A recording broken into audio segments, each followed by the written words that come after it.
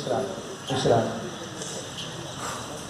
ವಾಪಸ್ ವಕ್ರಾಸನ ಮಾಡೋಣ. ಸ್ವಾಸ್ಥ್ಯವಂತ 2 ಹಸ್ತ ಪಕ್ಕದಲ್ಲಿರಲಿ. ಬಲಗಲನ್ನು ಮಡಚಿ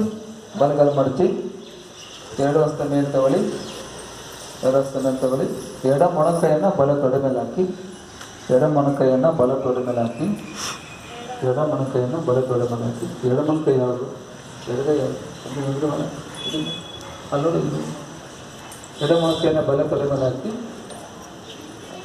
ಅಲ್ಲಿ ನೋಡಿ, ಸ್ಟೇಜ್ ಮೇಲೆ ನೋಡಿ, ಅದು ಮಾಡ್ತಾ ಇರೋದು ನೋಡಿ. ವಕ್ರಾಸನ.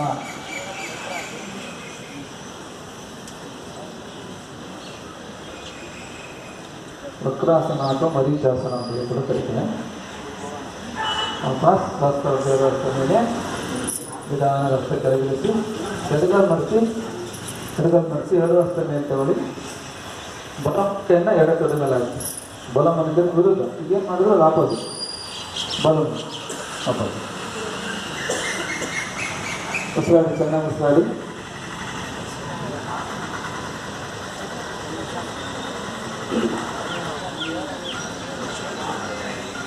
ವಾಪಸ್ 2 ಹಸ್ತ ಮೇಲೆ ತಗೊಳ್ಳಿ.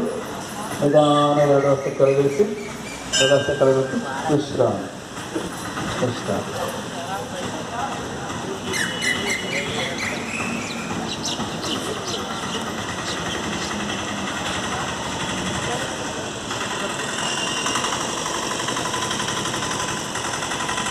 ಹಾಗೆಯೇ 2 ಹಸ್ತಗಳ ಮೇಲೆ ಕಾಲುಗಳು ಮಡಿಸಿ, 2 ಕಾಲು ಮಡಿಸಿ.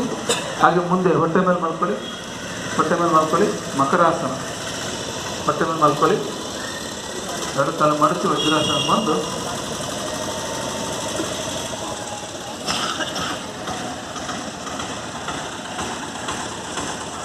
ಎರಡು ಕೈಗಳನ್ನು ಜೋಡಿಸಿ ಗಲ್ಲದ ಕೆಳಗೆ ಇಟ್ಕೊಳ್ಳಿ. ಗಲ್ಲನ ಹಸ್ತಗಳ ಮೇಲೆ ಇಟ್ಕೊಳ್ಳಿ. 2 ಕಾಲು ಚಾಚಿ. ಪಾದ ಹೊರಮುಖ ಇರಲಿ, ಇಮ್ಮಡಿ ಹೊರಮುಖ ಇರಲಿ. ಒಳಪಾದ ನೆಲಕ್ಕೆ ಸ್ಪರ್ಶ. ಪಾದದ ಒಳಭಾಗ ನೆಲಕ್ಕೆ ಸ್ಪರ್ಶ ಮಾಡಿಸಿ. ನಿಮ್ಮ ಹೆಬ್ಬೆರಳುಗಳು ಹೊರಗೆ ನೋಡ್ತಾ ಇರಲಿ, ಹೊರಗಡೆ ನೋಡ್ತಿಲ್ಲ. ಹೆಬ್ಬೆರಳುಗಳು, ಪಾದದ ಬೆರಳುಗಳು ಹೊರಗಡೆ ನೋಡ್ತಾ ಇರಲಿ. ಇಮ್ಮಡಿಗಳು ಒಳಗಡೆ ಒಳಗೊಂಡು ತಿಳಿಸಿ. ಮಕರಾಸನ.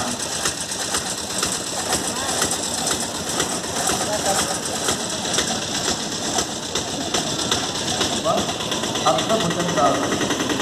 2 ಅರ್ಥಗಳನ್ನು ಸ್ವಲ್ಪ ಮೊಣಕೈಯಿಂದ ಕೊಡಿ. ಅರ್ಥ ಭುಜಂಗ.